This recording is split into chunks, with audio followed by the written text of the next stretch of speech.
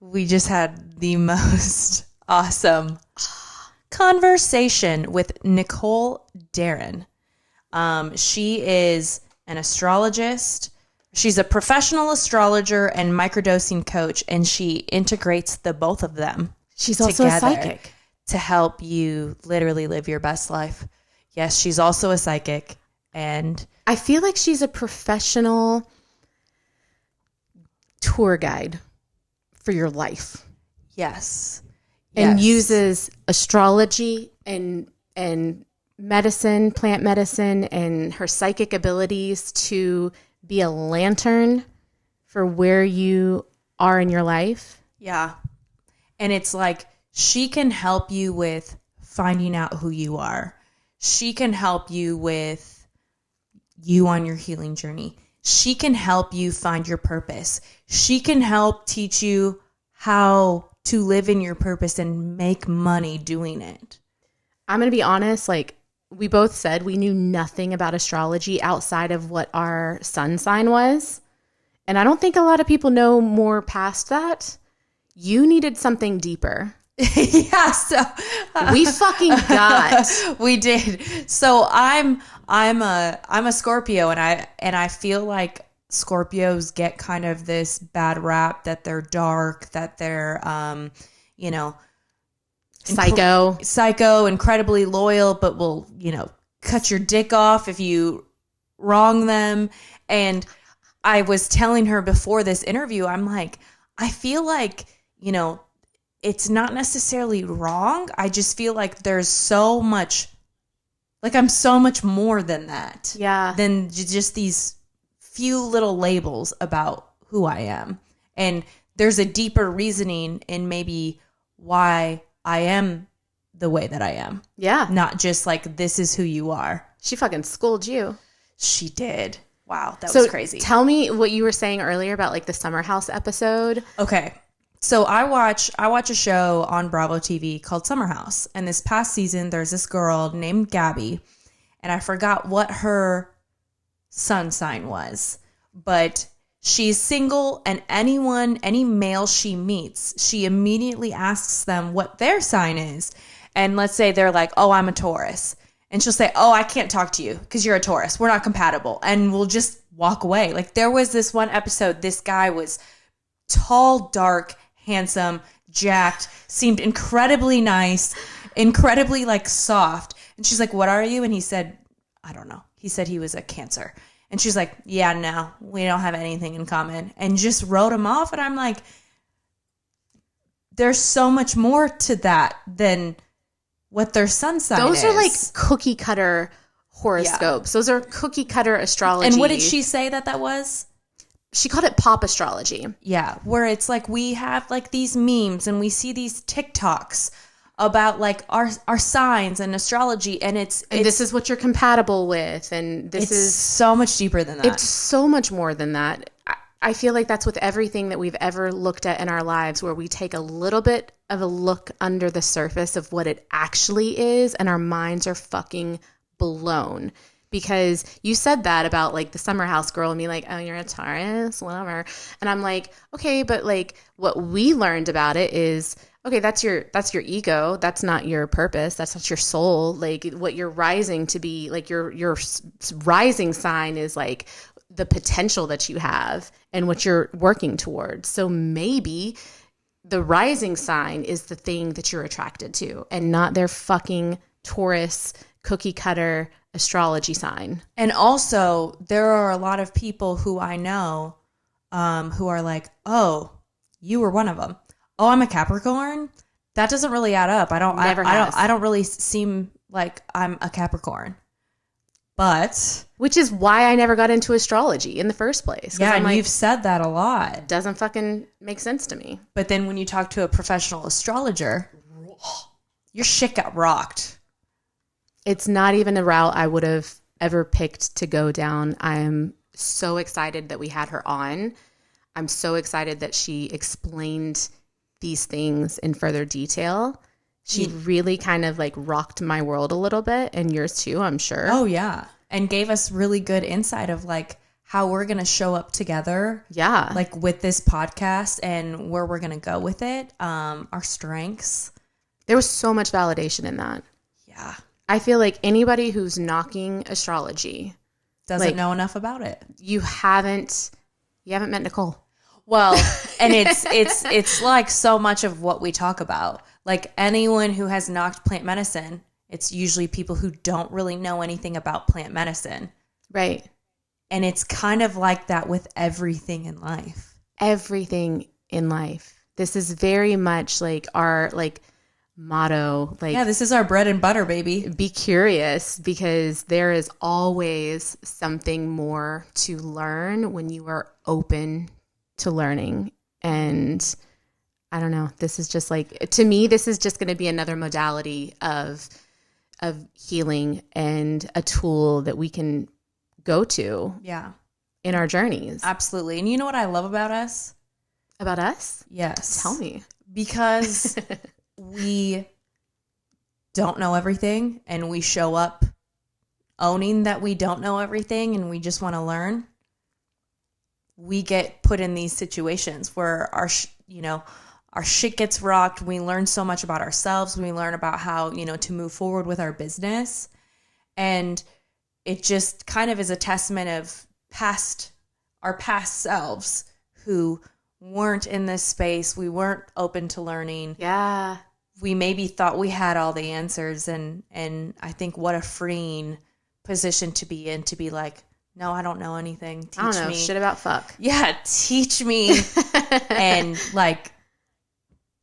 again, just the be curious and not judgmental. Ted I hope Lasso that quote. This is like something for them, like for our listeners. Like, you may not get something out of every one of our episodes, but something might resonate with you. Something might open up your curiosity and you might get something out of it. So just, be open to learning something new.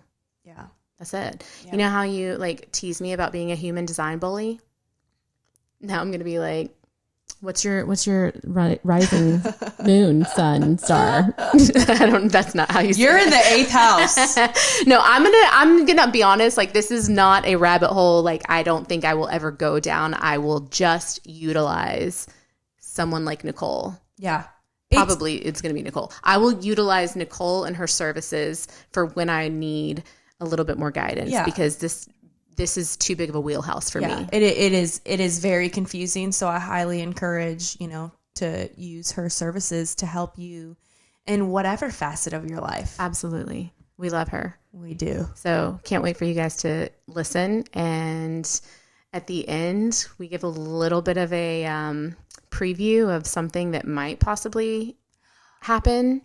So stay tuned and reach out to us. Let us know your thoughts. Yes. And enjoy. Nicole, I am so excited to have you on. But, Leah and I, we have talked to people about human design, but we have not talked to anybody about astrology. And I just kind of want to hear your story about how you even got into this place, this space. Yeah, well, actually, my yaya, which is Greek for grandmother, was an astrologer. She kept all our charts. She had the ephemeris magazines with all the planetary alignments, and she would call us. She would call me. She would write me and let me know when Mercury was retrograde. Let me know when things were coming up, and just not to sign contracts, not to do this. And so, my yaya, she read coffee cups. She was a mystic and a fortune teller too. She passed in late 2020. And it's funny because I wear her big gypsy ring. I don't even take it off. I do the shower with it. She's always with me. She's a powerful Aries woman, blunt as fuck. And we had this thing. So I always liked it. And then I started on my self-developing journey. Like all of us, we start with, something. Mine was mindfulness, meditation, Buddhism, Stoicism, really going back to my roots. Because when I was in my 17, 18, 19 years old, growing up in Colorado, I was really attached to spirituality. I was really attached to mysticism. I was really beat of my own drum. And then I became a sports broadcaster. I was a national sports broadcaster for years. Yeah. Dang, yeah. Actually, I've been to Louisville a time or two. Yeah. For basketball tournaments. Yeah, so I spent 15 years as a sports broadcaster. I worked myself up to the national ranks, and it just like wasn't working out. I got laid off from a contracted job and kind of tried to hang on. I transitioned into the real estate world, and then I got an executive job at a law firm, and I was just like making a ton of money. I was married. I had the vacations. I had the gorgeous like home and apartment, and it just wasn't. Like, my ex-husband was abusive. He was a narcissist. It was like I was caught in these things like of like, this is what society told me I'm supposed to want.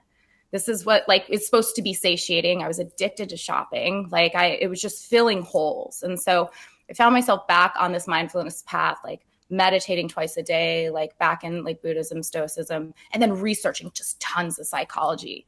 And that's when I was like, oh, like I started to understand what was happening. And I kind of started on that journey. And then I finally got the nerds to divorce the husband. I was making a ton of money in my business development job. I was making like $250,000 a year just to take people to lunch. Wow. So easy. Never going to leave that job. You're never going to. It's like, it was like shooting fish in a barrel. And I went to see my shaman and did an energy ceremony and asked to do a cord cutting and remove all the cords of everything that didn't serve. And the next day, that was a Scorpio full moon. The next day I was laid off from my job. Shut up. Yeah. Spirit took care of that shit. It was like, okay, you needed that job to have the nerds to leave the husband because you thought you're going to have a bunch of money. And that was the message. It was like, now you're going to do something with more purpose. And I was like, ooh, well, fuck. I didn't even know what it was. I don't know what. I'm like, what is that? Like, you know, you're on this precipice. So when was and this? That's when I started. How long ago was this? This was 2021, April of 2021. Oh, shit. So this is a pretty new journey. Like, yeah. Okay. I love this. It's similar to yours. Because I was already like, I was using the medicine again. And then I was just like full on like, and the thing is, I've been using psychedelics since I was 15. Like MDMA, LSD, psilocybin, like since I was 15 years old. So I blew my consciousness wide open at a young age. I had this awareness like of spirit, awareness of the universe, awareness of all the interconnectedness. And then over time with society and matrix programming, it started to lay the sediment on top. And so I went back into psychedelics and I put all my stuff in storage. I had just signed my house away. I didn't have a husband. I didn't have a job. Jesus Christ. And I moved to the Canary Islands for the summer. Wow. That is fascinating. Yeah. Right. Like, what a fucking journey. Brought a ton of mushrooms. and I communed with spirit. I communed with mushrooms. And I got to be me during that time. Like, I just got to remove and it was just like, you wake up, you're like, well, what the fuck do I want to do? I don't have to do anything for anyone. Like, what do I feel like doing? Like, who am I? What's this adventure going to be today? And it was that journey to like rediscovering myself. And it was always like writing my journal. Like, I want to help people use mushrooms to help themselves. And it was like I want to use astrology. And it just seemed like too far away. Like, I had these limiting beliefs that I couldn't do it, like that I couldn't make it work, that I couldn't make money doing it. You know, I know you had the same thing. Yeah, mushrooms help with that. We were literally talking about that. Literally just talking about it. Yeah. Yeah. And that's the thing. Like, we all we carry this stuff, and it was like, how am I ever going to, make a decent salary doing this? Or like, who am I to, give people the messages that I have? Like, who am I to channel or commune with medicine when I didn't go to Johns Hopkins and get a master's degree and all that shit? Like, and then I was just like, well, fuck it. I'm going to try. Well, and I think a lot of us can speak on what we've gone through and what we've lived through and that's who you are. We've made. Like, I think people are, with us personally, are curious to just watch our story. Like, we're the ones who just authentically put it out there. So yeah, that's who. Yeah, and that's the thing. When you start living your life and just like doing it on your terms. Yeah, and the medicine helps so much with that. Like, I just dove into astrology. I started taking classes. I trained with some of like the best and brightest, and I just committed myself fully. And when I had service to give, like when I had messages, like I had like people to serve, and then they started to come. Okay. And so, yeah. So Leah and I are not super schooled on astrology. This is a new arena. This is, you're again talking to Dumb and Dumber right here. So why is astrology important? It's important because it's basically a snapshot of the position of the planets at the exact moment you were born. And it is a blueprint of all the things that you as a soul, when you incarnated here, wanted to learn, wanted to do. It's what you're celestially made of. It's your karma too. Your karma's in there, the lessons you're learning about, the growth edges you have, like what you came here to do and why and who you are, what you're made of. It's all in the natal chart. You know, by communing with this medicine for so long, that everything's interconnected. The position of the cosmos is directly connected to you incarnated at the exact moment you took your first breath, when this was just so, because these are the lessons you wanted to learn. This is who you wanted to be. And so you wait and you incarnate here at that exact moment for that exact chart. And then it's the path to remembering. And so that journey, like that initiation, when like all the wheels fall off and I'm so far gone, I'm not doing my karma. I'm not following my soul. I'm not aligned with my higher self. You know, the universe takes care of that. The cosmos take care of that. Like during the Scorpio full moon transit, and there was other stuff going on too, you know, and then it gets you back on track. So now I get to be this guide with a lantern who can assess the chart. And it's like, and I'm not just like, this is what you're here to do. I'm usually like, hey, this is what the chart says. And they're like, holy fuck, that's what I always wanted to do, but I didn't think it was possible. And you kind of are the one to push them to tell them that it is possible. It's actually what you're designed to. Everyone comes like wanting to do something and they think it's so stupid. And I'm like, well, tell me, like, what do you see? Like, if you could do anything. And they're like, it's so stupid. And I'm like, no, it's in the fucking chart. And then I can break it down and delineate that for them. I'm like, this is part of what you wanted to experience and help them get there. And they're like, I'm not crazy. It's not like you just got kicked onto the bus and like sent down to earth. Like you came here, there's a waiting list. And you like couldn't wait to get down here and do all the things that are in your chart that you want to do. And then now you get to be down here and do it. And so with the mushrooms and the astrology, it's like you have the map and now you have the modality that's going to help you unwind some of the programming and align with that map, if that makes sense. It makes so much sense because I have I go down rabbit holes and I have tried so many times to go down the astrology rabbit hole and it just seems so overwhelming that I'm like, no, I can't touch that because if I go into that, I'm never coming out. But also, I have never felt like all I know about my sign is I'm a Capricorn. Mm-hmm. And everything that I have ever read about Capricorns, I'm like, I don't feel like I relate to that. So what I'm hearing you say, like, I don't know what the fuck I'm doing. I'm not reading a chart. I don't know how to read the stars. I don't know what that looks like. So you're saying this is like a map and you know how to read it. Exactly. So you're that's just the thing. guide. Like you're not just your sun sign. Like you're like, I was like, oh, she's a Capricorn? Weird. That's what I say all the time. I'm like, I don't feel like I relate to what people say Capricorns are. Like, Scorpio, yes. That I see. But like me, I've never felt like that was, I guess that's why I had no interest in it. Cause I'm like, no. What if I told you have 3 placements in Scorpio? Me? Does that make sense? Yeah, you do. I'm looking at your chart right now. I just pulled it up. So what does that mean? That means that you have this energy. You have parts of you that are like deeply aligned with that archetype. Hey. But this desire for transformation, this desire for like depth. Yeah. And I do want to go into this, but I love that you say that because a lot of like the talks that Leah and I have with business, like she has limiting beliefs about herself and like what she brings to the table. And I'm like, you literally like created this community. Like you started it. Like I consider her the host and myself the co-host. Like I got on this ride because of her. But then she like doubts her capabilities. And I'm like, can you not do that? Yeah. Sounds like I need to like read a fucking map.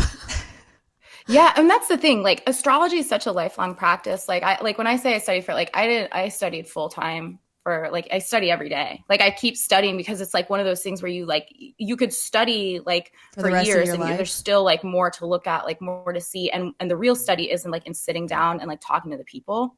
and seeing how the chart is activated, and like seeing like how like the human is living the chart and embodying the chart, and the different ways that it can manifest, because it's archetypal. And so like when we have the archetypes like Capricorn and Scorpio, and we have this like language of like the planets, we have the language of the signs, and there's many different ways that it can be made manifest. There's the low road of Capricorn, which is the workaholic, which is like only want to work, detached from emotions. There's a high road of Capricorn, which is that entrepreneurial spirit, the desire to build something and leave something for future generations. Like, you see what I mean? Like, that resonates more, doesn't it? That does. Yeah. Shit. So it's like that pop astrology, that like sun sign astrology, like it doesn't slap because it's so archetypal, and you need someone to kind of decipher the map and commune with you and like help you actualize really like the highest manifestation of the chart. Because there's so many, like there's so many different like there's all the planets, you know, there's your sun, but there's your moon, and there's your rising sign. That's what your soul came here to do. That's what your soul really wants to learn to embody. You know, and then there's the planets, and there's how they talk to each other. So it's all telling a story. And it's like, this is not the first lifetime I've been an astrologer. Like, it was just like, I started studying it, and then it was like, boop, like the codes were already in my body. Like, the mission was activated. Wow. And so it's like, have someone decipher it for you, and then to be able to go home and like know those, and know the high road, or know where your edge is, or know what you're missing in the chart that doesn't come easy for you, and then work with the medicine, like with intention to get there. Like, that's where the rubber meets the road. Yeah, because how healing that must be to like, I've obviously used the medicine, but I've never gotten super into astrology and using them like hand in hand, like as like, okay, this is your purpose. Now go do it. Yeah. And that's the thing. Like, I noticed like two things, like in my astrology practice, when we're just like consulting like one-off astrology sessions, people come, they spend an hour with me. They're like high on it. Like, they get the shift. They're like, I see it. This is amazing. And then they're like all about it. And like their energy's flowing and they feel aligned. I can feel the shift. Then they go back into their normal lives. They go back into their programming. They go back into like everything that is just like status quo. And it starts to wear off. And then I hear from them again in 2-3 months when they're in crisis again, and we do it again. And so that's when I'm like, okay, they need something more. They need to be working with the mushrooms. They need to be using the medicine, microdosing, to help like shed some of these layers and continuing to work with it. And then on the flip side, when I was in my microdosing cohorts and I was like working like in my psychedelic facilitator space, I was noticing all of these people having these dramatic like breakthroughs on the medicine. And they're like, I feel like something bigger is for me. Like, I feel like, and they're connected. They're like feeling all the signs. I know you guys have felt this before. They have no idea what it is. So my business partner, who's the Mushroom Mamacita on Love her. Instagram, who trained me as a psychedelic facilitator, in addition to other study that I did, she would just send she would just send her clients to me. She was like, well, go talk to Nicole. She'll help you flesh that out. And then come back to me and we'll do your sessions. And so that's why we work together now. And that's why I'm doing this work with her, because we saw that both sides, like, you couldn't just be astrology and it couldn't just be the mushrooms. It's the cosmos, it's the planets and the plant medicine that just. You're exactly like, how many times have we had this conversation where like people are afraid to do, you know, a large journey because they're like, well, what if I do it and then I want to leave my boyfriend? Or what if I do it and I want to leave my job? And it's like, those are already there working for you, because maybe that's what you should be doing, but you just don't have the push to do it. And I found that with like, you know, you and I both, when we journey, like when we have these big epiphanies or like life lessons, like, we don't immediately come out and start making these life changes. It's really hard to do sometimes. Oh yeah, because it's, you know, people are used to you being a certain way. Most people around us are deeply conditioned. So if you're doing something, living to your authentic self, and most people around you aren't, they're like, what are you doing? That's weird. Or, you know, that's not you. But you're like, no, but it is me. I'm like doing things that actually make me feel alive and like. Yeah. Or you come out and you're like, okay, well, now I know that like my job isn't where I need to be, but I don't know where to go from here. So you do like some type of astrology reading and have this conversation with you, and you're like, well, that makes sense. Yeah. It feels like, and then you have feel like a you can direction. do it. Yeah. Yeah. Because you're like, oh, like it's literally written in the stars. Like that's literally what my soul wants. Because it's like, I mean, there's a lot of astrologers who focus on different, like my specific path is like, mine's the path of the soul. Like, why did you come here? What did you come here to do? Because as long as you align with your higher self, as long as you're doing what like your higher self wants, like what your soul, what your spirit came here to do, you can't fail. So that's why I'm more concerned, like with it. It's like, yeah, like we could talk about, and I do use it a lot, like psychologically to help you understand your personality and empower you. Like, this is like what you're made, like, this is okay. And it's that like permission slip to be that, because as you embody your chart, what the soul wanted to embody, like, and that authenticity attracts and magnifies everything too. Like the fact that you two are here, like doing this pod, and I'm like pretty much obsessed with you. I'm like, I love what you're doing. I love that it's like sisters communing with the medicine, that you guys are doing it on your terms, and that you started this from scratch. Because I know there was this part of you that was like, who are we to be doing this? Like, is anyone going to listen to this? Yeah. And it's like, no, we needed you. That was part of your cosmic plan. Like this transformation and you assisting others in their transformation is like part of it. But you guys knew intuitively, the medicine showed you knew in your heart. So it's like, if I can pull up the map and help you get there, or help you like burst through the block, like I just read the chart, like I just get the messages, and it's like what your guides are like dying for you to hear. It's like, it's all in there, and I'll delineate it for you, and I'll help you get closer. So, you know, it's not just like a pie in the sky, like, or like, oh, this is something I deeply desire, but it's not meant to be. Anything you deeply desire is meant to be, and I can find it in the chart. Well, pull that map out, girl. Let's hear it. Yeah. So you pulled our charts before we came on. I'll go first. Yeah, and you know what? I'm reading them cold because I was running around. I had to make the hair look good. So your hair, it looks so phenomenal. You are, you are bangles. Like literally, when I first came across your page, I was like, her fucking hair. Her hair. Like, it's amazing. I know. Yeah. Who's the Libra? Oh, Leah, you're a Libra rising. Like, you're actually a 15-degree Libra rising, just like me. So let's talk about this. Okay. First of all, Libra, the rising sign in ancient astrology, by the way, like describes like your looks and like how your appearance. It's where the soul enters the body, so it like describes the body. Libra risings are hands down the most beautiful. I just got to say that. Oh, shit. Thanks. You too. It's ruled by Venus, the planet of beauty, and Libra values and loves like aesthetics and symmetry and all forms of beauty, especially intellectual beauty, like the ballet, like interior design. The way like that fashion. You just spoke so many truths on that, because Leah is very into how things look, and she wants things to be very aesthetically pleasing, where I don't give a fuck as much. I'm very, very like she's very. That's why you were into me. I used to. That's why you liked my vibe, because we're both 15. Like there's 30 degrees in Libra. We're both 15-degree Libra. The rising sign changes every like 4 minutes. Oh like, my god. Degree.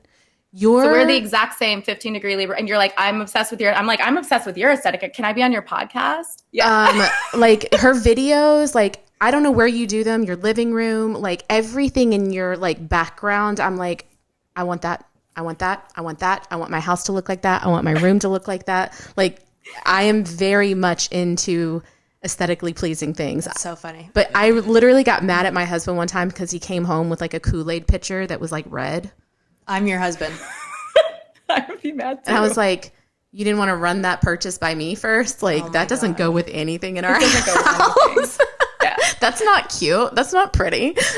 Holy shit. That's so funny. No, that's the thing. Like the rising sign is like what you're rising to in this lifetime. It's like, it's a part of you. It's like a part of you at the soul level. And so if we're just talking about the significations that like desire beauty, harmony, balance, also symmetry. You know, if you're embodying the highest road of that sign, it's like diplomacy, it's fairness, it's justice. Libra is the scale. So it's like you have a deep desire for fairness and harmony in addition to beauty and balance. Yes. Wow.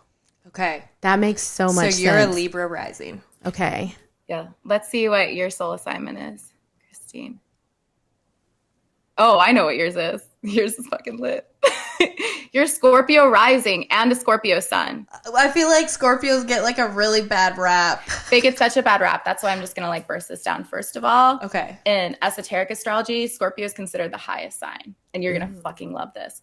Because Scorpio is the only sign willing to destroy its ego to align with its soul. Ooh, I just got chills. That was a message for you. I needed that. I feel like Scorpios get scared to tell people I'm Scorpio because people are like, oh, you're a fucking psycho. I have some hard Scorpio placements. Both my more difficult planets are in Scorpio conjunct, and it's very powerful. And it's this desire for deep transformation. It's this ability to see what's underneath. You're a bullshit meter too, by the way. And Leah, you have 3 Scorpio placements too. You have a lot of Scorpio energy as well. That's why you guys are doing this work, communing with the medicine, transforming, ego death. Do I have a bullshit meter? That's some Scorpio shit right there. I don't think your bullshit meter is as good as mine. I don't think it is either. No, there's no way hers is as good as you, because the sun is your natural gifts. It's what comes naturally. So you, Leah, like your natural gifts are like Capricornian things like this, desire to build legacy and have excellence and integrity and to really be grounded and an entrepreneurial spirit. That's just a gift that comes naturally when you have your sun in that sign. It's your like identity, your ego, like just what comes naturally. Scorpio sun, natural gift at spotting bullshit, natural gift at seeing what's underneath. It's very psychic intuitive. It's like you can just see, like, people's intention. When someone's lying too. And you don't like fake. You don't like shallow, and you don't like fake. You abhor lack of depth. That is 100% you. Yeah, I literally just had a conversation with somebody yesterday about, like, I don't think we're on the same path. Like, these are the things that I like. I like deep conversations. I don't want to do surface. You do that, and that's okay. But, like, we don't have anything to talk about anymore. Damn. Yeah. I didn't say it that crassly. And so you have your natural gifts there, and you have your rising, so it's like you, like, already have the gifts. You stacked your deck. This is how I like to think of when, like, the sun and rising are the same. You stacked your deck, so you have the gift. You have what you're made of. You probably, done this in other lifetimes where you're like, I want to do it right. Because, like, when you're doing it as the soul assignment, as the rising, you're, like, trying to do the highest embodiment of the sign. So it's like, that's why you're like, Scorpios get about, in pop astrology, get the worst. They're like obsessed with sex, and they're always depressed, and they're so dark, and they're miserable. Like, it's just pop astrology. That's just bullshit. Like, when we're talking the archetype of Scorpio, it's like the emotional water sign ruled by Mars that is strategic and drives and can see through things and can use their intuition to really like align with spirit, with your higher self, like rather than like going down to the depths. Now with Scorpio, you may have had times earlier in your life like where you just like couldn't get out of the depths because you're comfortable there. Yeah. You're like, let me just fucking swim around in here and be miserable. And in this lifetime, you found the medicine, you're learning and you're growing into that highest embodiment of the archetype, the one where you're like, screw my ego. Like, I want to ride with my soul. And that's Scorpio. You got you got Venus and Scorpio too. I'm obsessed. My best friend, Bijou, the mushroom mamacita, she has Venus and Scorpio. And it's like this, like, oh, I love the pain feeling. Like the pain is beautiful too. It's like this like gothic dark. Like I just want to melt with you. Like when you're in love, I'm sure like when you're so in love with Leah, you're just like, oh, I'm so obsessed with you. Like that's big Scorpio Venus. Yeah. No, I'm if I ride for you, I ride hard for you. But if I don't like faking it. I don't want to fuck with you. I've always I just noticed struggled because I feel like I've noticed bullshit in other people, and people are like, no, they're good, and I've come across as a bitch. I'm like, no, there's just something about them. There's just something about them that's fake as fuck. I can't stand it, but I don't have anything to just go off of. It's just my intuition. You can trust it too. I just noticed your moon is in Aries too. Scorpio and Aries are both ruled by Mars. Like you're passionate. You have this drive. You have this fire. You are relentless. Like you play hard. Like Mars is just this like passion and drive. And your sun, moon, and rising are all ruled by Mars. So it's like you have this like fire in you, and like people who are just like don't understand burning lukewarm. It's just like, what is that? Like, what is that? It's not for you. Yeah, I'm not for everybody. I've really realized that because there is very fiery. My fiance says I run hot, but now with mushrooms, he says I'm a light to medium simmer. Yeah. No, and you do like, and having like a moon in Aries is like the moon is your emotional nature. Like this. So it's like, and Mars is like heat, like Aries is fire. It's just like when you get mad, you get fucking mad. Like, I don't want to see you mad. Jesus Christ. Yeah. Yeah.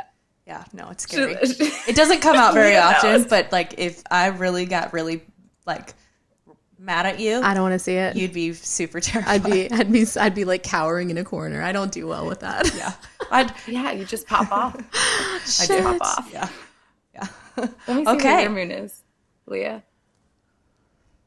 Oh, you have a Taurus moon. First of all, Taurus is the moon's favorite place in the entire sky to be. It's where it's said to be exalted. And so the moon loves to be in Taurus. You're so Venusian. No wonder you like beautiful things and pleasure, because Taurus is also ruled by Venus. And so like you have like Taurus is ruled by Venus in the sense that they love to use their senses for everything. They love sensual pleasure. You're very sensual. Are you sensual? Yeah. Oh yeah. Yeah. Like you love to touch the softest things. You love to smell the best smells and taste the yummiest food. Taurus wants to use all of the senses to experience pleasure. It's ruled by Venus, but it's like an earth sign. So it's like grounded in the earth senses and very, very sensual. And the reason the moon likes to be in Taurus is because it's stable there.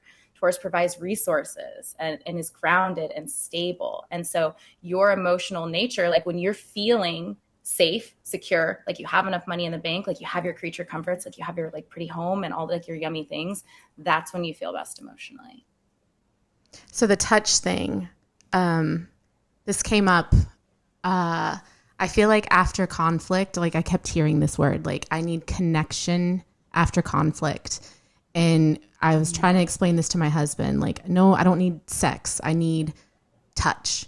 Like, I just need a hug. Like, I need a touch. Like, even if we're like laying in bed, like if there was conflict, it just feels good to have like your leg touching my leg or your arm touching my arm.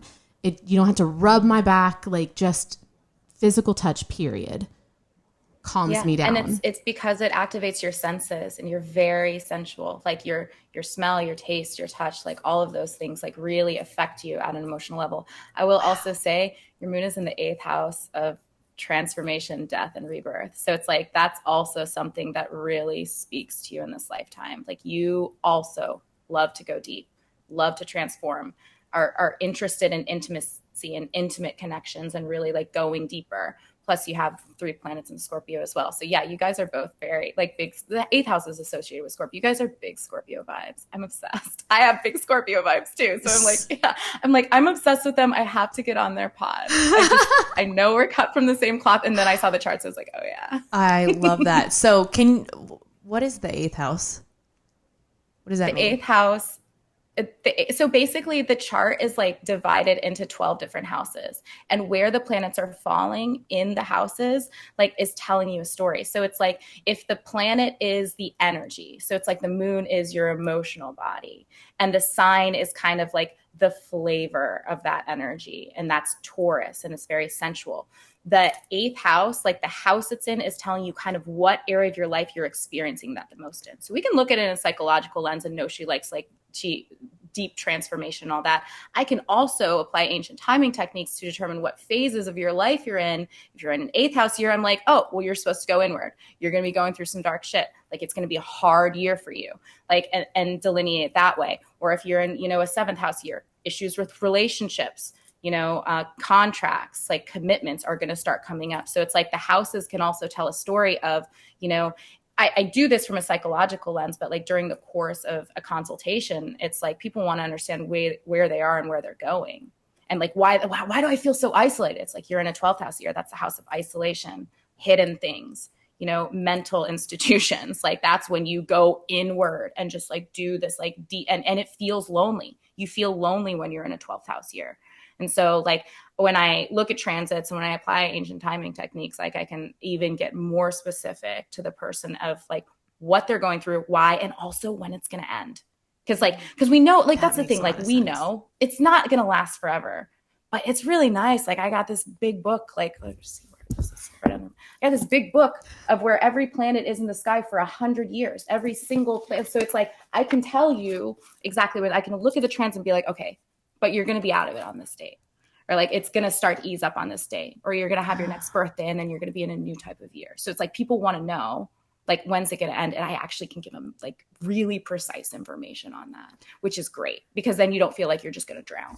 That is phenomenal because, okay, so the houses like are almost like phases that you're going through. Mm-hmm. Yeah, exactly. And then can you go over like the rising, what I meant again? Yeah. So okay, like, so first, because a lot of our listeners don't know very much about astrology, and they're like us where they're like, oh, I just know I'm a Pisces and that's it.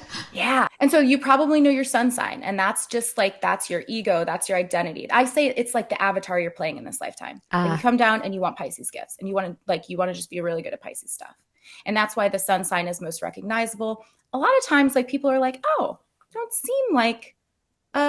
don't seem like a Pisces. And like, maybe they have their Mercury, which is how you think and communicate, in Aries. And they're loud and they're like obnoxious. And you're like, oh, you're not inward and like quiet like Pisces.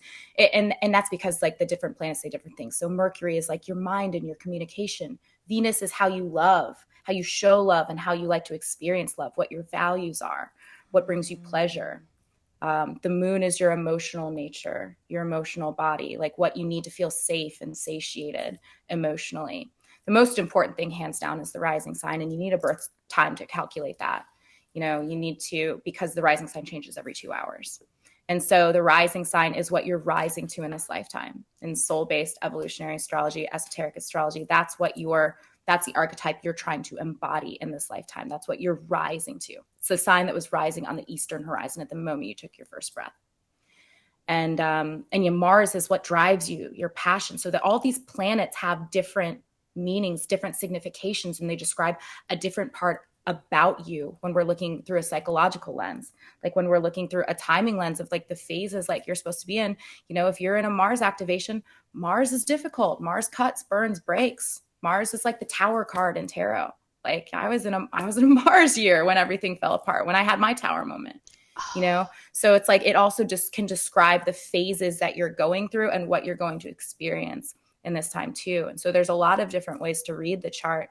And that's why I suggest people getting a consultation, because like maybe people are more concerned about embodiment and like being more of themselves, or maybe people are more concerned about the upcoming year and what themes they're going through and like when it's going to end. But like you can read it all in the chart and delineate that based on what the soul needs at that time. And that's why there is like an intuition. There is like this like psychic channeled aspect to my guidance, because it's like you can read this a lot of different ways. What are the messages that this soul needs to hear at this exact moment? Wow. Can you give us some insight with how we work together, like in business? Oh, yeah. Yeah. And like what are, I guess, maybe our strengths or our roles are in this? Yeah, because we're just winging it. We are. We kind of, it's one of those things where we're at this position where we really have realized how much influence we have, and we don't really know where to go with it. Yeah. And what to do. Cool. Which I think that's cool. an amazing place to be. Yeah. I mean, first of all, you guys, I can't believe how much you've grown and how professional like that. I mean, usually like I jump on a podcast, I'm just on Zoom. You guys have this like whole platform, like you have it all set up. Like you're like giving me like proper instructions. Your social media is popping. Like it's really speaking, and it shows that your passion and drive is like really in this project, first of all. And I just want to bring to your conscious awareness like how fast you've grown in such a short amount of time. So I know you probably feel, especially the Capricorn in the house, is like, are we doing enough? Like, have we built enough? Have we gone fast enough? You're going fast as fuck. Like, could I just say that? That's your message, baby girl. Thank you. Thank you. Me and Christine did not talk prior. You swear? I just know everything about you. I feel like you were on the conversation before you came on, is what I feel like. I get that a lot. The way this just pieced together so many little... Yeah. Okay. I'm getting chills. I get that a lot. I'm a psychic witch. I'm getting chills. I'm booking a call with you. I know, for real. Okay, keep going. So 2 things that are jumping out on Leah's chart right now. First thing is like the best indicator I have of career. You have Cancer on the midheaven. This is like an intuitive, nurturing sign that's like meant to like assist and help people through like accessing emotions, through holding emotions, through like being there for people and holding space. It's this like Cancer is, I'm a Cancer sun. Cancer is the most intuitive sign in the zodiac. So it's like when you are tapped into your intuition, when you are connected to spirit, connected to your higher self, and like holding emotions for people, your job, what you're supposed to give to society is this ability to nurture and help people transform and like hold space for people. Now, she feels that. I know. I'm obsessed. So you have a destiny point. We all have a destiny point in the chart. It's called the North Node, and it's the North Node of the moon. It's where the eclipses happen. And the South Node is where we've been over and over and over. It's our karmic path. The North Node is where we're going, like where we're headed. It's what the soul is hungry for. And when we start tapping into the North Node, we feel incredibly satiated, although it's a growth edge at first. So your North Node is in Gemini. Gemini is like, I know my North Node's in Gemini. I was a broadcaster for 15 years. Like, this is the sign of communication. This is the sign of broadcasting. This is the sign of podcasting. Jesus Literally Christ. Reaching people and communicating is part of your destiny. And it's a growth edge. You don't have, aside from your Libra rising, you don't have a lot of air in your chart. So it hasn't always been easy for you to speak out. Hasn't always been easy for you to broadcast or talk to people. This better be on video because I love your faces. It is. And I'm dropping these dimes. It is. Don't you worry. Yeah. But did you notice like how when you leaned into this podcast, when you started doing it, when you started talking to people, when you started showing up, how fucking good it felt? Like it's an edge. But what's interesting about that is she knew she wanted to do this, but she didn't want to do it alone because she didn't have the confidence to do it alone. Here's the thing. She's a Libra rising. She has to have partnership. Libra rising. If there's one sign in the zodiac, especially like rising sign, that's supposed to do partnership in this lifetime, I know because I'm a Libra rising. That's what Libra rising needs. That's what she needed you to activate this. And by the way, your Mars in Libra is right on top of her rising sign. You guys have soul contracts. You were the drive, the energy, the passion she needed. It sits right on top of her rising sign. And it activated her. It's incredible. I told you I needed you. No, you did. And I did too. I needed you. And I needed my soul sister, like to really start doing this work. Like, and she knows I'm a Libra rising. And so now we travel the country and we hold these retreats and we giggle and we go to festival and we get to be sisters. It's like, I'm a Libra rising. Like I knew at the soul level, I needed that. Now I know I also have North Node because we're born at similar time, you in January, me in July, the same year. And so we have some of these same placements in common. And for you, this talking, this showing up, this broadcasting, but you wanted to do it through partnership. And because the soul really wanted to experience how to be the best damn partner you can be, not lose yourself, but still be in partnership. That's the Libra rising. Wow. And I also have to double down on this North Node because it's in the 9th house of spirituality, higher learning, expansion. That's the house of shamans, priestesses, religious leaders, astrologers are in the 9th house. Like this is where we expand. It's where we expand our mind. It's where we travel. It's where we experience higher learning and spirituality. And so what you're going towards is exactly what you're doing.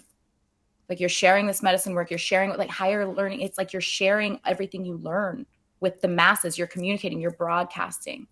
So yeah, that's what's jumping out to me professionally on this chart for sure. Wow. Let me pull up Christine now. I needed that. Yeah, you did. I did need that. I love when the astrology always slaps. People are like why do you do it? About you. Yeah, no, it's like it's like I do it because it hits. You're and it's like so validating, right? Yes, extremely validating. Like Very you have so. no. I mean, I want to say you have no idea. I'm sure you have an idea. I'm like little idea. Like I wish that we had started recording this podcast like 2 hours ago, and the conversations that we were having because everything is, and we weren't expecting to like talk about any of this with you in that way. But it's just, that's the thing about spirit is like when I get messages, it's like, and I don't give a fuck. Like I'm like, I just give the message. It's like I'm gonna give you what you need to hear. So yeah, I'm honored that I could contribute in that way, especially and provide any clarity. What an amazing role that you have. Yeah. In this life. Yeah. I mean, really. Thank you.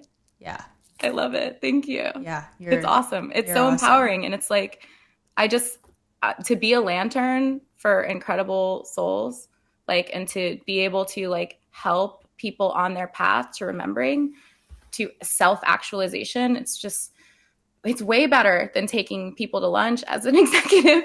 That was the purpose. And it was like, that's why I had to lean into that like dark phase and really know what I was capable of and trust. And then the universe provided for me as I was in alignment with that. So it's like when we're in alignment with our cosmic design, when we're in alignment with our soul, you can't go wrong. You'll be endlessly supported.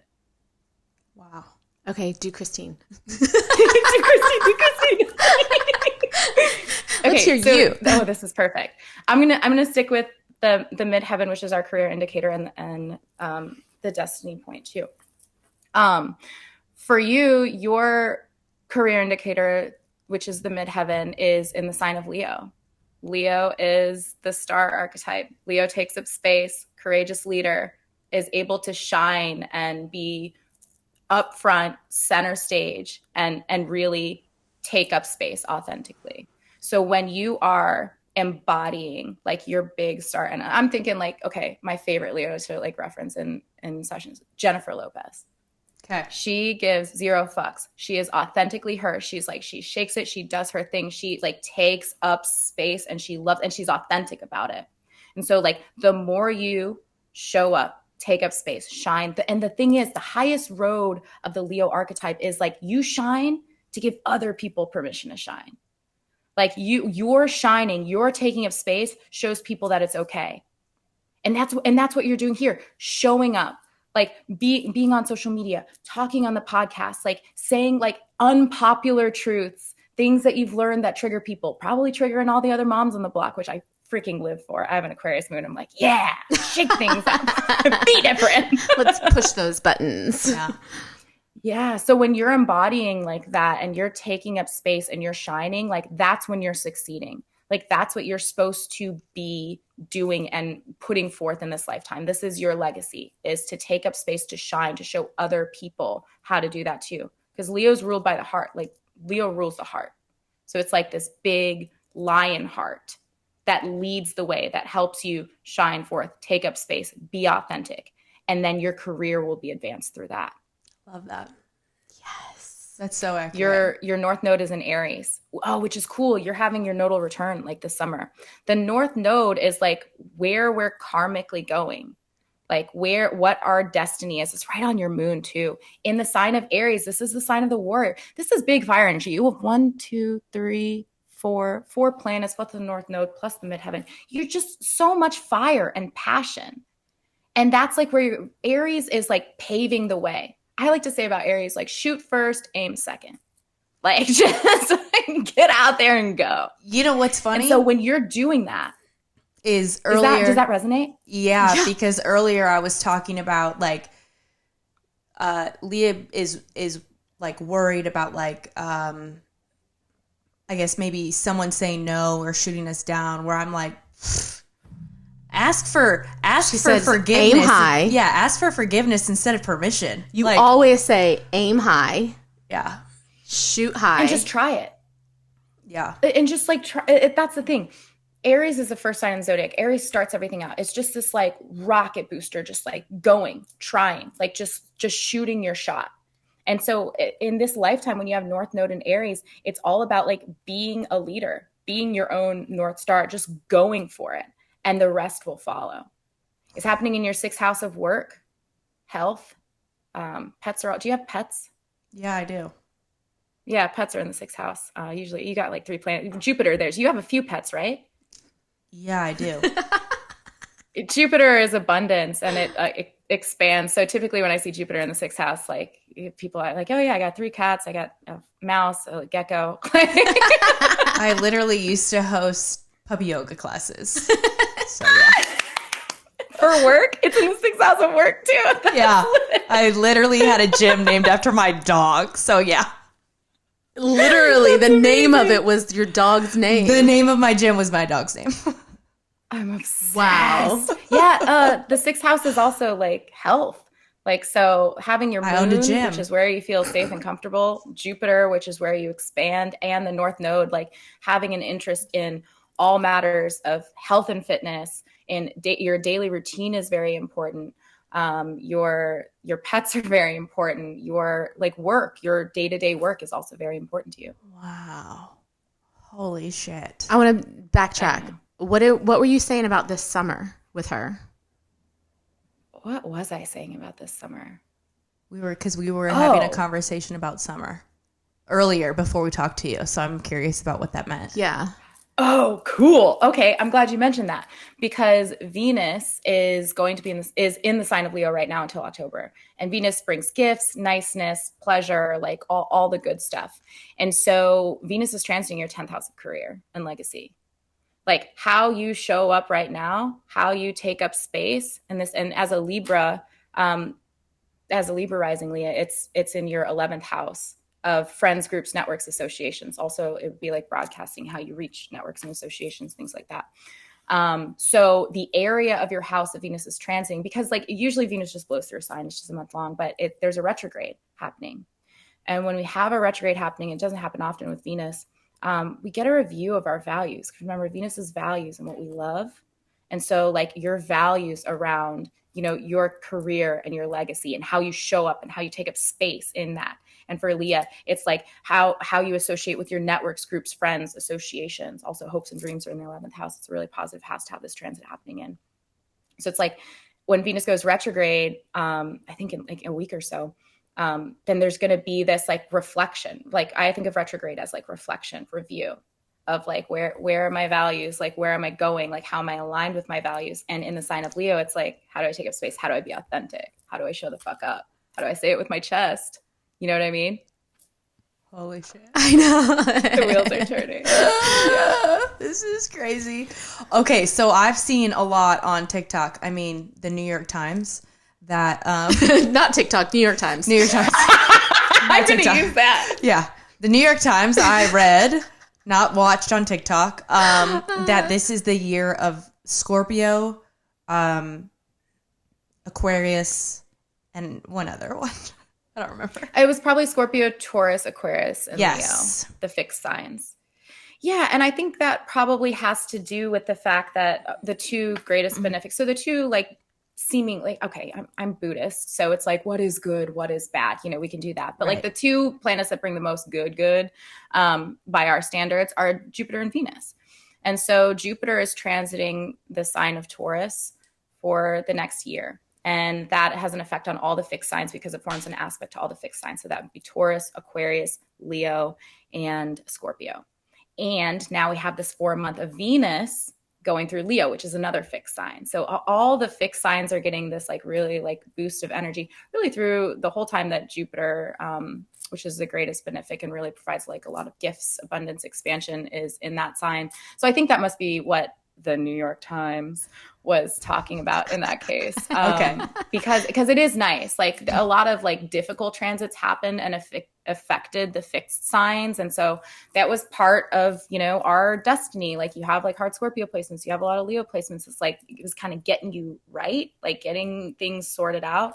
Saturn, the planet of karma, was in Aquarius affecting all the fixed signs until March of this year. And that was 2.5 years. So it's been like it's been a tough time for the fixed signs, like karmically just kind of crunchy. And now the greater planets are kind of smoothing things over. So that must be what they were talking about. Okay. I have a question. Yes. So I think astrology gets a lot of like skepticism. Mm-hmm. And I was reading that there are like billionaires who use astrologists and astrologers to make decisions based on where the stars are, where the planets are.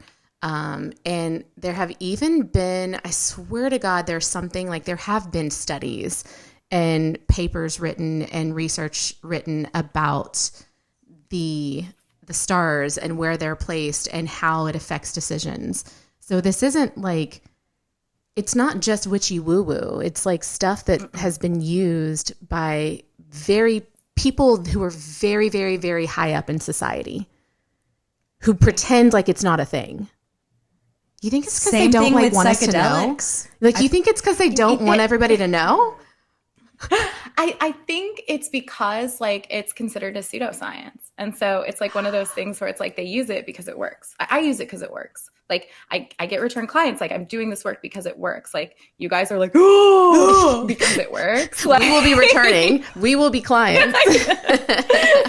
And that's the thing is like it works. And so they know it. I think it was like, I want to say it was like a JP Morgan quote or something that was like, millionaires don't use astrologers like billionaires do. Yes. I literally saw that same quote. I think is what the quote you're thinking of.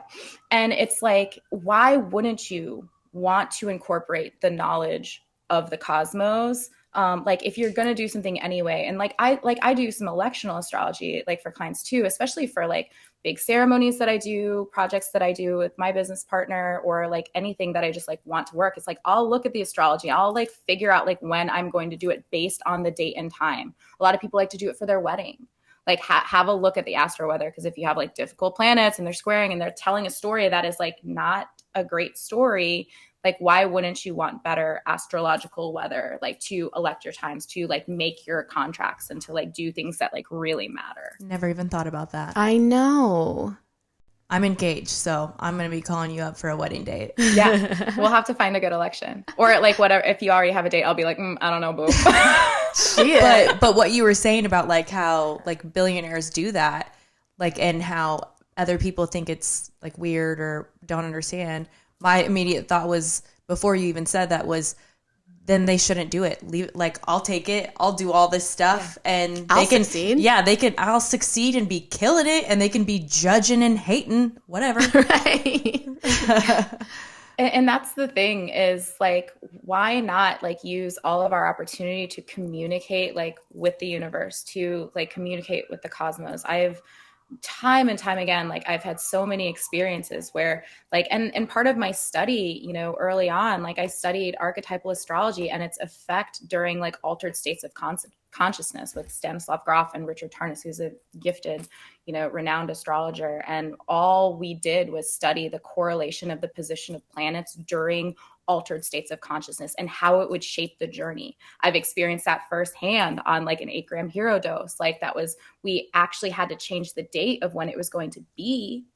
And I went into it being such a Scorpio, like, punish me, show me what I'm doing wrong, like pain, I want pain. And the mushrooms were like, no, bitch, pleasure for you. You're too serious. You take things too seriously. And it was this like pleasure journey. It happened to have been rescheduled for Valentine's Day. There was a gorgeous like Venus and Neptune, like dreamy aspect that was all about pleasure. Like the way the planets are on the time you're journeying to, like has an effect on the experience. That's something I studied. And I'm grateful for those teachers because they gave me proof that what I'm doing, like astrology and plant medicine, like it's like maybe no one's doing it. I'm probably the only star witch doing psychedelics, and I kind of like it that way because it slaps. I love it that way. I'm obsessed with you. Literally. Like I'm obsessed with you. We were just talking about like, we feel like another journey is coming up, like, you know, as like a maintenance type thing. I think last time we waited a little too long and things got really heavy and we were like, fuck, like, you know, starting to lose ourselves a little bit. And I think when you're in the medicine space, you know what we're talking about. Oh, yeah. But we're like, maybe we should, well, you were saying, maybe I feel like I should be doing one soon. This would be a really good resource to like reach out and book an appointment with you and be like, all right, when should I look into doing something like this? And it's not just when too, like for like our couples medicine retreats that we do, like I'll do like mini readings for the couples before they journey. And so because astrology is so archetypal and I'm explaining, like it helps tremendously with connection before like the couples retreats too, because it's like I'm explaining these different parts of the couple so you understand each other from a cosmic perspective. Because a lot of times it's like, why do they do this thing that makes me so mad? They're doing it just to make me mad. And then I can read the chart and I don't know them. And I'm just like, hey, you do this thing because this is how you're made. And they're like, oh. And it's so funny because the couples will be like, especially the husbands, are like, this is crazy. You don't even know us. I'm like, yeah, I know everything about you. Like, I'm looking at your star chart, dude. Like, I know your soul contract. Yeah, that's the thing. And it's like when I'm able to delineate and like help them explain and create this like compassion for the archetypes and understand these parts that they have inside. Like it's like parts work, essentially. You have these different parts and you have these different archetypes talking to each other and then go on the journey. It's so funny because like I could hear them like when they're like journeying and they're like talking and they're like, oh my God, it's like my Libra moon. Or it's like, oh, like, and like the husbands are really, because they feel understood and they feel seen. So it's like planting these codes of embodiment in the psyche before you go on the journey and you actually like can make sense of them and like have that archetypal experience. Like not only can it help you with just healing and learning yourself, like it can help you be successful and like financially, relationships. Yeah, there's so many tools. The whole thing. It's because it helps you be you. Without the bullshit, without the programming, without society telling you, without the matrix telling you, like all that stuff. It helps you be you. And when you align with your soul, the universe fully supports all the abundance. That's the thing. People are like, if I just have enough money, like I'll do my soul purpose. And it never works out. If you just do the soul purpose, everything's going to align to support you in that purpose. Spirit wants you to be in purpose. Like the universe wants you to like live your purpose and embody like what your soul came here to embody. And when you do, you can't fail. It's when you get off track that things go really bad. When I was just telling myself, oh, I could never do this. Like, and it was just a limiting belief. I started day trading in the stock market. I lost my ass. I can't even tell you how much money I lost. And I looked at this guy. I was like, thank you, universe, for showing me what I do not want. And I started my practice that day. Jesus I was like, Christ. I'm going to keep pushing to do something that just to make money so I can keep studying astrology and psychedelics. Like, why don't I just start doing it and see what happens? And the universe has come together in incredible ways to support every single time. So the way I see this the same way, because I really feel like the universe is here to work for you, not against you. But there are also times where it's like, I need you to see this before I can give you this gift. I need you to see your potential before I'm not going to just give you this gift before you're ready. You need to embody it. Yes. And when you start to embody your chart and own who you are and not shine away from it and do your lessons and understand your karma and lean in, then the universe is like, okay, boo, I got you. And sometimes it'll be like, did you really learn? Because I did the hard thing. I divorced the narcissist. But I didn't really learn. I had to lose the job. I had to lose it all. I had to go down to the underworld again and again in order to be here. And I'm the happiest I've ever been. And it's because I'm living in alignment with my soul and in service. And I know both of you know that because you're in service. You're not just doing this for Van. You're doing this to serve. And there's something that hits different when you're serving the collective. There's something that hits different. And when you are in service, using your gifts to be in service, that's when you get the full support from the universe. Man. Oh, I got chills. I know. I did too, because it's like, I'm like you. Like, I've gotten divorced. I thought my life was over. I've closed the businesses. Like, she's closed the business. And you think like, all right, that's the end. Yeah. But it's like that door closed because that door was not meant for you. Yeah. We got a new door. Mm-hmm. Jesus Christ. I want to go on one of her couples retreats too. I do too. I know when you said that. Well, you know what? We will come to Louisville. Is that where you guys are? Yeah. Cool. Like if you guys can get a group together, like we'll do an event. And like that's what we just started doing. Like we had people in Dallas ask us to come out and they got a bunch of people together. Like we'll roll, like me and Bijou will roll out. Well, where are you? I'm in Washington, D.C. Okay. And California Bijou for some reason. is, for those who don't know, your business partner and is She's my business partner, the Mushroom Mamacita. Mamacita on Instagram, which she has a great account too. We need to interview She's her. on our list. She is on our list. Oh, she's so magic. We need to get the four of us in the same room together because that is just, it would be too much. But yeah, we do just incredible retreat experiences all over the country. We're just calling in this life of service. You know, we do our one-on-one Zoom consulting where we help people with microdosing consulting and all of that good stuff and self-actualization. And then we actually get to do in-person retreats like all over the country. Let me say something real quick. We have a retreat space here in Louisville. Yeah, we do. Like that is meant for just tell me when. Medicine and for healing. And it is literally, it was built for that. I bet. Guess we need to utilize this. I was literally just going to say, I feel like our listeners would so be on board to do something like this with you, with us in Louisville. Yeah.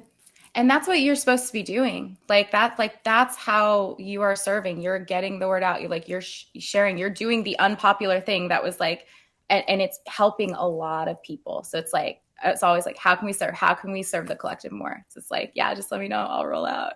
All right. So I just want to put this out there for our listeners. If you are interested in this, shoot us a DM and we'll get the balls rolling. Yeah. Ball rolling? Is it a one ball or several balls? I think it's one in this case. One ball. We'll get the ball rolling. And also, we're going to put all of your information in our bio for the podcast, so you don't have to go into that. We'll put all your links, all your services. But I have a question. Oh, and we've talked so much about just me and Leah. Can you give, and I don't know if you can you give a brief overview of the other signs of the podcast?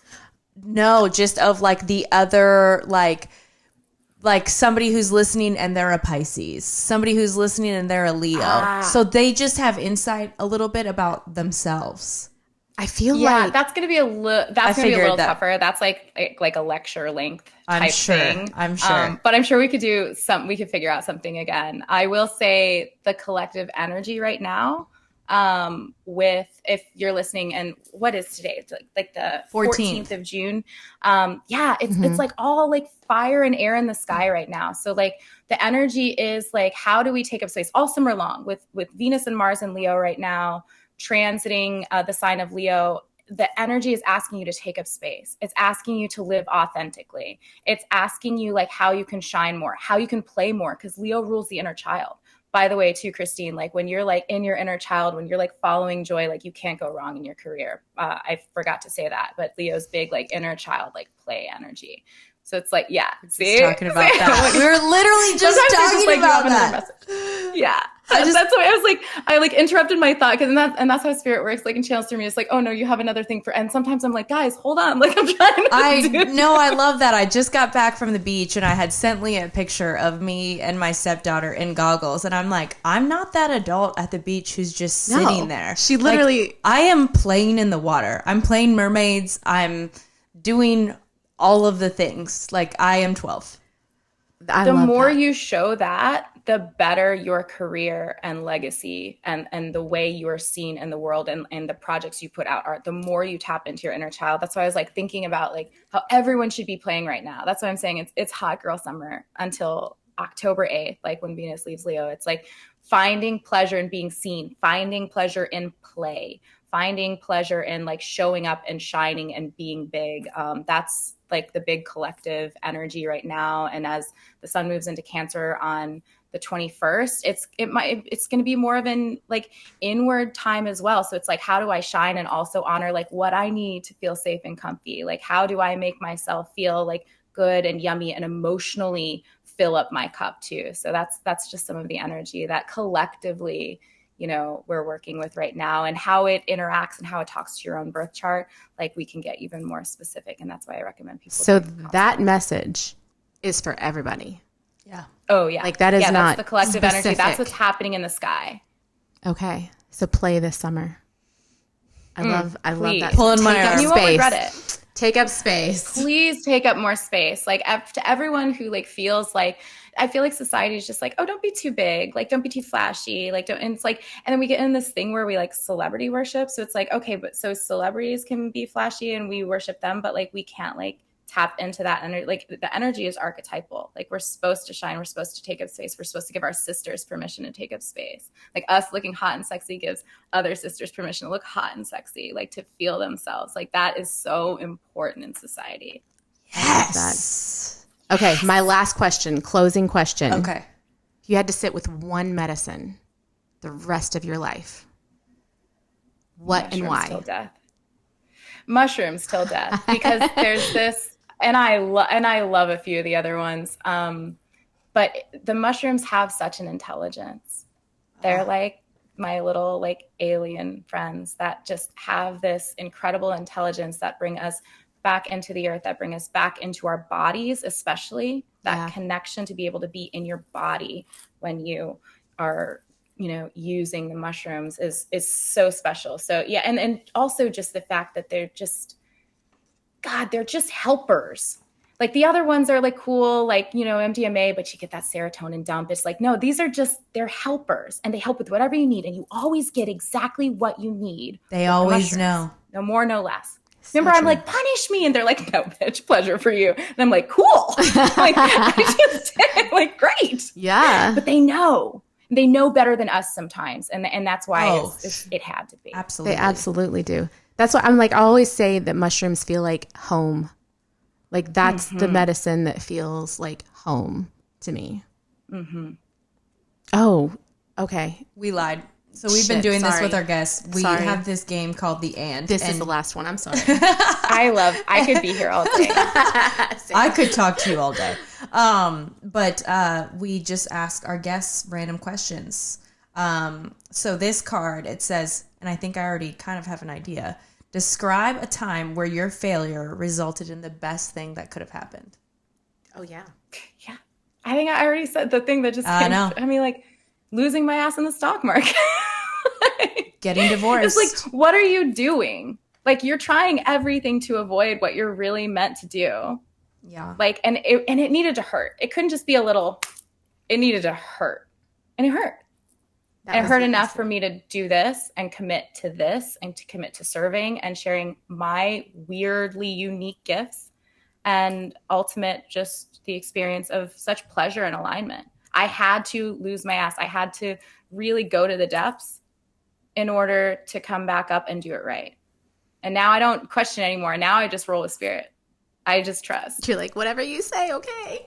Exactly. Like, I hate the beating. I'm sorry. I'm but sorry. my Scorpio placements sometimes love them. Oh, I love a beating. Oh my God. I'm like, be nice. Scorpio. Be I'm nice like, to show me the shit. Oh, shit. We love you. We do love you. Thank you, I'm obsessed with you so much. And we will put all your information in the bio again, like I said, and we'll work on all the other stuff too. Thank you so much for everything today. Thank you for your service. Absolutely. We all just became best friends. And to our listeners, we will see you guys on the other side.